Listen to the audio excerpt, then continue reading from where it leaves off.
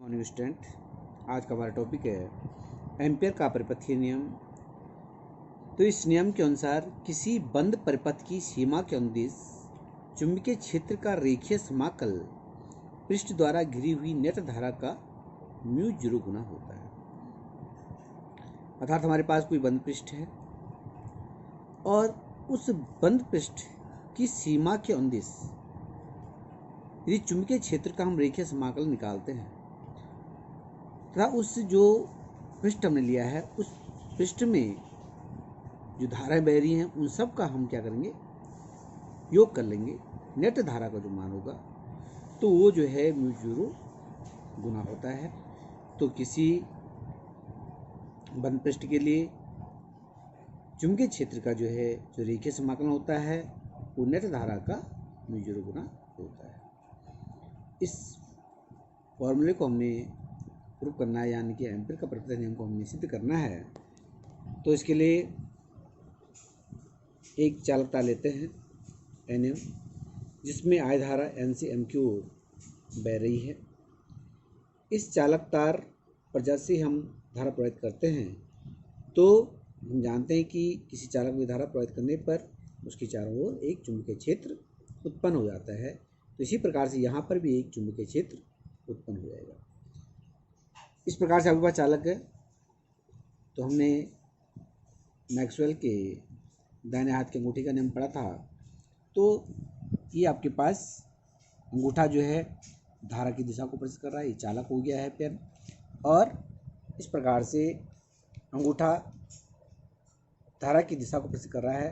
तो जो मुड़ी हुई उंगलियां होती हैं वो क्या करती हैं, चुंबकीय क्षेत्र को प्रदर्शित करती हैं। तो इसी प्रकार से आप ये चालक है और ये चुंबकीय क्षेत्र इस प्रकार से प्रदर्शित है। ठीक है,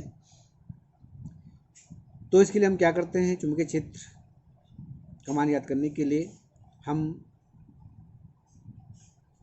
चालक तार से r दूरी पर कोई बिंदु P लेते हैं जहां पर हमने चुंबकीय क्षेत्र का मान याद करना है। और इसके लिए हम बिंदु O को केंद्र मानकर r त्रिज्या का P से होकर जाने वाला एक वृत्तीय पथ खींचते हैं। इस बिंदु P पर एक अल्पांश लंबाई लेते हैं हम dl।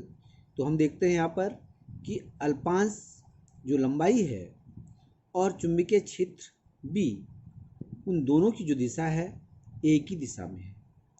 अर्थात इन दोनों के बीच में जो कोण बन रहा है वो कोण क्या होगा, 0 डिग्री का होगा। ठीक है, और इस प्रकार से हम बिंदु P पर चुंबकीय क्षेत्र B का मान याद करते हैं। तो ये हमने पिछले टॉपिक में पढ़ा था, किसी चालक तार के कारण r दूरी पर स्थित किसी बिंदु पर चुंबकीय क्षेत्र का मान वो किसके बराबर होता है, B बराबर म्यू 0.2 पाई इंटू I/r के बराबर होता है। तो इसको पहले हम इस प्रकार से लिखेंगे। माना Mn एक चालक तार है जिसमें I धारा N से M की ओर बह रही है। इससे चालक तार की चारों ओर चुंबकीय क्षेत्र उत्पन्न हो जाता है। इस चालक तार से r दूरी पर कोई बिंदु P है जहां चुंबकीय क्षेत्र ज्ञात करना है। माना r दूरी पर चुंबकीय क्षेत्र का मान B है तो उत्पन्न चुंबकीय क्षेत्र का परिमाण B बराबर म्यू 0.2 पाई इंटू I/r के बराबर हो जाएगा। इसको समीकरण नंबर 1 ले लेंगे। इस वृत्ताकार पथ के अनुदिश चुंबकीय क्षेत्र का रेखीय समाकलन हमें निकालना है। तो ये आपके पास जो एम्पियर का परिपथीय नियम था इसका लेफ्ट साइड वाला हम लेंगे पक्ष, बायां पक्ष लेंगे और दायां पक्ष हमने सिद्ध करना है। तो बायां पक्ष लेते हैं। समाकलन बंद पृष्ठ के लिए B into DL that is equal to, इसका जो है आपका समीकरण आ जाएगा समाकलन B DL cos theta. Theta जैसे हमने अभी आपको बताया कि यहाँ पर DL और B के बीच जो कोण होगा 0 डिग्री होगा, क्योंकि ये दोनों एक दूसरे के समांतर हैं और वृत्त की जो परिधि है इसके अनुदिश से दोनों कार्य कर रहे हैं प्रत्येक बिंदु पर। तो इस प्रकार से यहाँ पर थीटा का मान क्या लेंगे, 0 ले लेंगे। समाकलन बंद पृष्ठ के लिए B DL cos 0 degree, cos 0 का मान 1 होता है। तो समाकलन बंद पृष्ठ के लिए B D I. B constant राशि है, चुंबकीय क्षेत्र यहाँ पे कांस्टेंट होगा, तो यहाँ पर हम क्या लेंगे, समाकलन डी एल हो जाएगा ये, ठीक है। समाकलन B into D L that is equal to B into 2πr। D L क्या चीज़ है यहाँ पर, एक डी एल आपके पास है, इस वृत्तीय पथ पर एक अल्पांश लंबाई है।